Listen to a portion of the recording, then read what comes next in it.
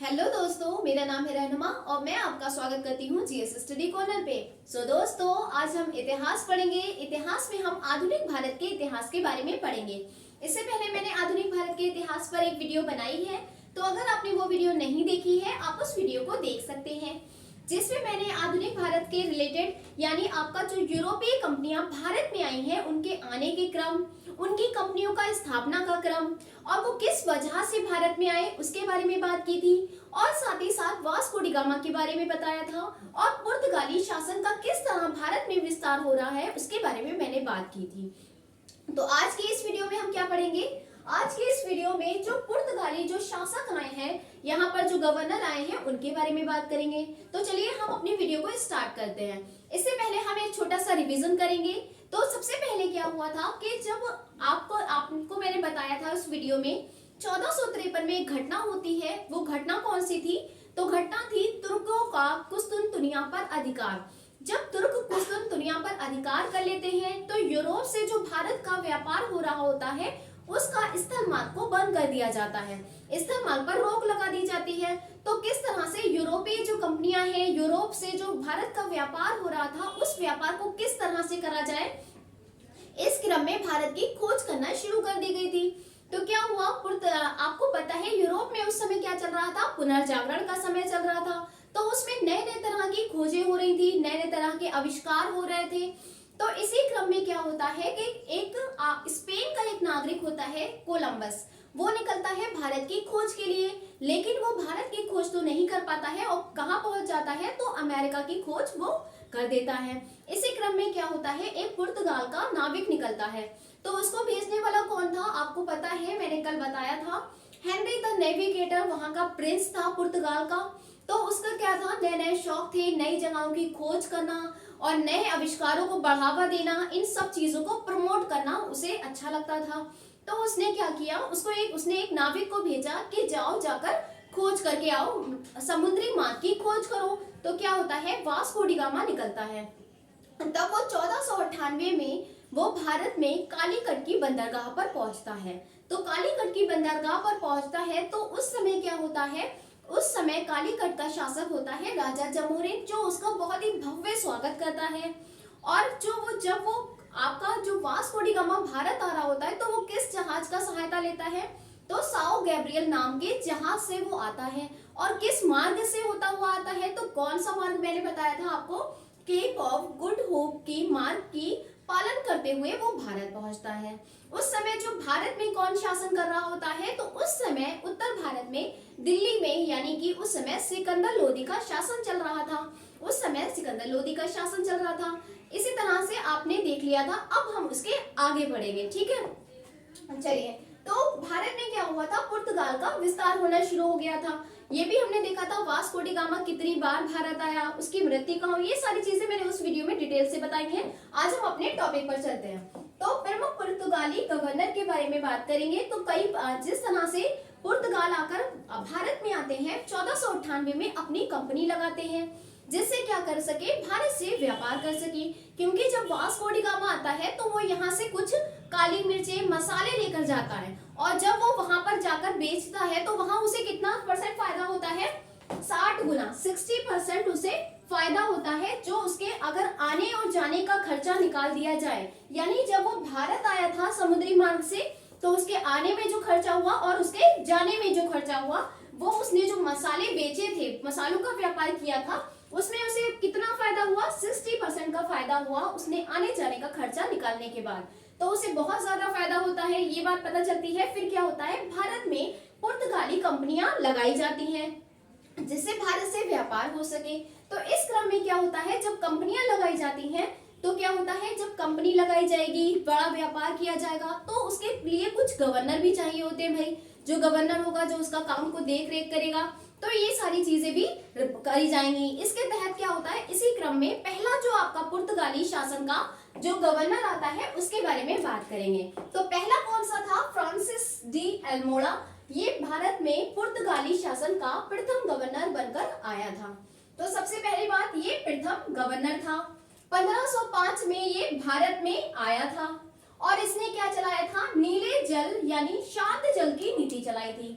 अब आपको क्या चीज याद रखना है? सबसे चीज आपको याद रखना है कि भारत में पुर्तगाली कंपनी का प्रथम गवर्नर बनकर आया है। ये क्वेश्चन कई दफा पूछा जा चुका है, तो आप इस चीज को ध्यान रखेंगे। पहला ये पुर्तगाली गवर्नर होता है और ये भारत कब आया था, तो 1505 में इसका आगमन हुआ था। इसने नीले जल यानी शांत जल की नीति का पालन किया था। नीले जल शांत जल की नीति चलाई थी, ठीक है।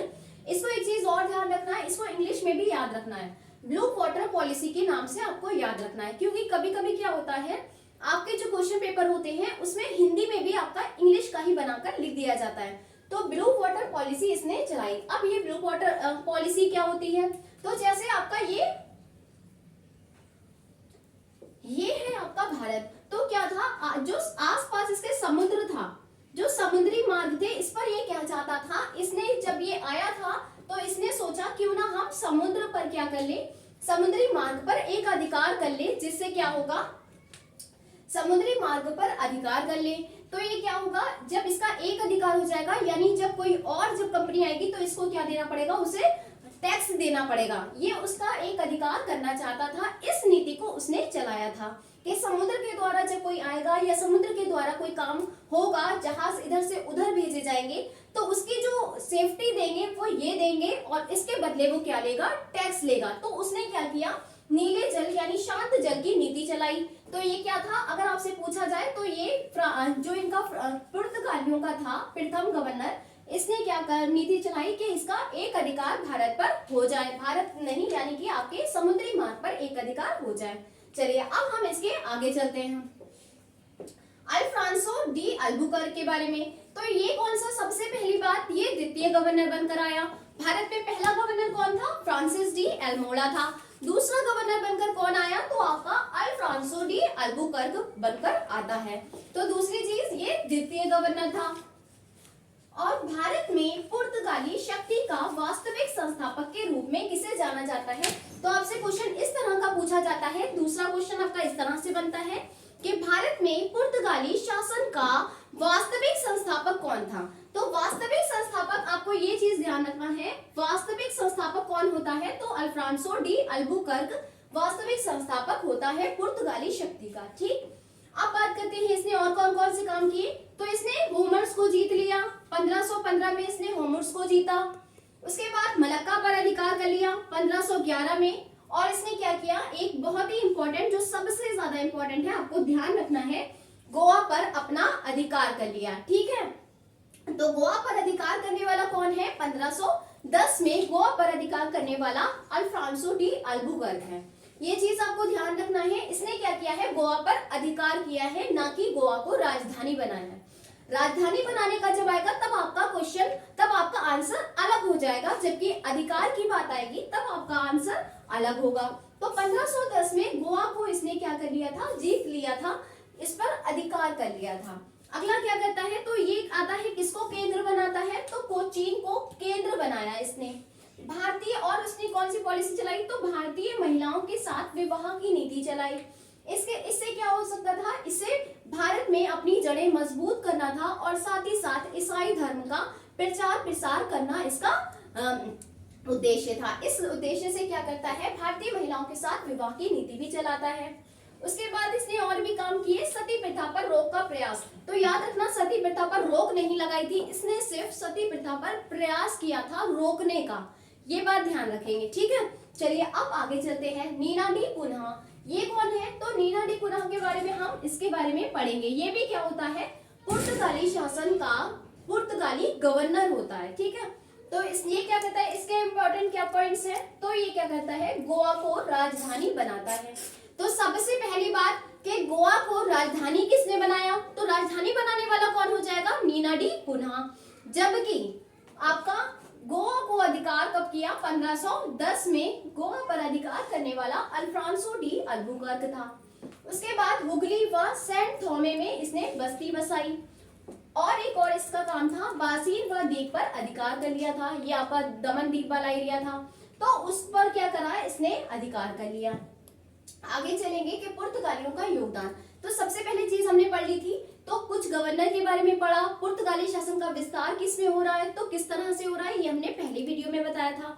उसके बाद उसके कुछ गवर्नर आएंगे, ताकि क्या है, पुर्तगाली जो कंपनियां हैं उसका अच्छे से व्यापार करने के लिए केंद्र बनाएंगे, अपनी फैक्ट्रियां लगाएंगे। उस क्रम में क्या करते हैं, वो गवर्नर भेजते हैं। तो एक के बाद एक गवर्नर आना पुर्तगाल के शुरू हो जाते हैं, जिसमें नैना डी कुना भी एक होता है गवर्नर। तो ये क्या करता है, गोवा को राजधानी बनाता है, गोवा को राजधानी बनाता है और हुगली व सेंट थॉमे में बस्ती बसाता है। बासीन व द्वीप पर अधिकार कर लेता है। पुर्तगालियों के योगदान की बात करें तो जब पुर्तगाली आए तो उनका क्या योगदान रहा भारत में, उन्होंने किस तरह से भारत को योगदान किया, तो उनके भी बहुत सारे काम हैं जो आपसे क्वेश्चन में कई बार पूछे जाते हैं। तो सबसे पहली चीज आप याद रखेंगे, बहुत ही बड़ा योगदान था। तो सबसे पहले भारत में प्रिंटिंग प्रेस लगाने वाला कौन है, तो पुर्तगाली थे, जिन्होंने भारत में प्रथम प्रिंटिंग प्रेस चलाई, प्रथम प्रिंटिंग प्रेस की स्थापना की। कहाँ की, तो सबसे बड़ी बात आपको ध्यान रखना है, गोवा में की। कब की, तो 1556 में। ये चीज आप ध्यान रखेंगे। और इनको किस तरह से इन्होंने योगदान दिया, तो भारत में तंबाकू, लाल मिर्च, पपीता, आलू, अमरूद, इस सब की खेती कब प्रारंभ की गई, तो पुर्तगालियों के द्वारा भारत में इस सब चीजों की खेती प्रारंभ की गई। तो आपको ये चीज ध्यान रखना है, तंबाकू वाला याद रखना है, ये आपके क्वेश्चन में मिलता है। तो तंबाकू की खेती का प्रारंभ करने का श्रेय किसको जाता है, तो पुर्तगालियों को। प्रथम प्रिंटिंग प्रेस लगाने का श्रेय किसको जाता है, तो पुर्तगालियों को। सबसे पहले भारत की प्रथम प्रिंटिंग प्रेस कहाँ लगाई गई, तो गोवा में लगाई गई। कब लगाई गई, तो 1556 में। उसके बाद हम देखेंगे और क्या क्या सीखा, तो और क्या क्या उन्होंने अब योगदान दिया, तो जहाज निर्माण करने का जो कला है ये भी पुर्तगालियों से आई। उसके बाद हम चलते हैं ईसाई धर्म। तो ईसाई धर्म का प्रथम चर्च, क्योंकि पुर्तगाल जो थे, जो वहां के लोग, आपके यूरोप से ज्यादातर लोग आते हैं, वो सारे लोग, वो कंपनियां, वो कौन से धर्म को मानने वाली हैं, तो ईसाई धर्म को मानने वाली थी। और उनका एक ये भी उद्देश्य था, आप जानते हैं जब आप इतिहास के बारे में पढ़ेंगे तो उनका एक उद्देश्य ये भी रहा है कि ईसाई धर्म का प्रचार प्रसार करना, वहां की जो शिक्षा थी, वहां की जो उनकी भाषा थी, उसका विस्तार करना, उसका प्रचार प्रसार करना। तो भारत में उन्होंने ईसाई धर्म का प्रचार प्रसार करने के लिए प्रथम चर्च बनाया। और प्रथम चर्च बनाया, कब बनाया, तो 1510 में इन्होंने प्रथम चर्च बनाया। तो भारत का प्रथम चर्च कब बनाया गया, 1510 में। कहाँ बनाया गया, तो केरल में बनाया गया। और किस नाम से था, तो सेंट थॉमस के नाम से पहला चर्च भारत में बनाया गया। और इससे देखा जाए तो किस स्थापत्य कला में बनाया था, तो गोथिक स्थापत्य कला से बनाया था प्रथम चर्च। तो गोथिक स्थापत्य कला किस तरह से होती है, जैसे इस तरह से आपने देखा होगा, ये इस तरह से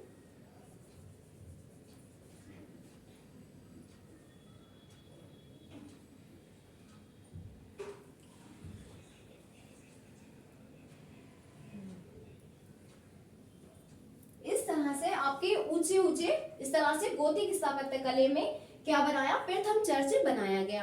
अब बात करते हैं पतन के कारण। तो जो इनका पतन का कारण था उसके बारे में भी हम देखेंगे।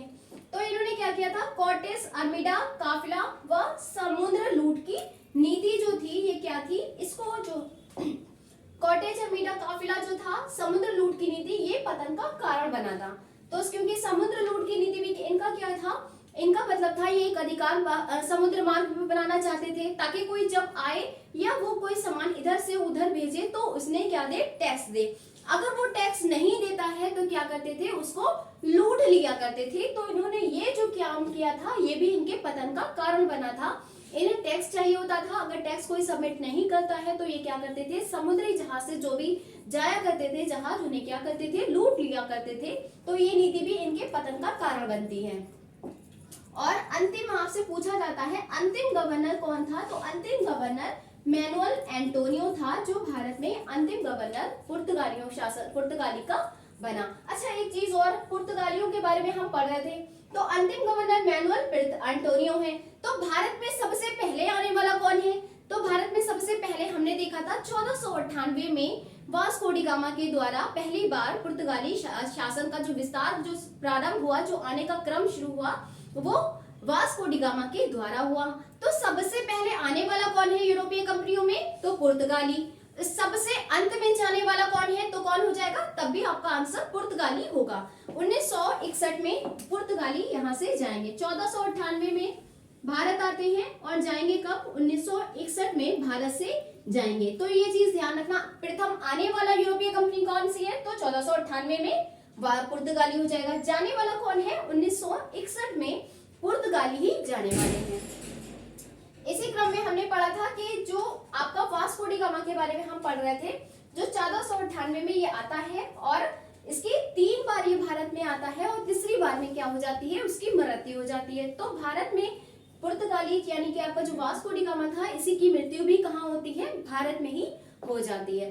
ठीक है, तो आज के लिए इतना ही। ये सारी चीजें आपके बहुत ही शॉर्ट मैंने नोट्स प्रोवाइड करे हैं। इसको आप अगर मैं पीडीएफ अभी प्रोवाइड नहीं करवा सकते हम लोग, क्योंकि क्या है अभी जो चैनल है वो ग्रो करना स्टार्ट कर रहा है। तो आगे आने वाले समय में क्या होगा, पीडीएफ भी आपको प्रोवाइड कराए जाएंगे। जब तक आप क्या कर सकते हैं? स्क्रीनशॉट ले सकते हैं। तो अगर आपको वीडियो पसंद आई हो, प्लीज वीडियो को लाइक करें, शेयर करें, कमेंट करें, चैनल को सब्सक्राइब करें। इससे मुझे मोटिवेशन मिलता है। Thanks for watching my video.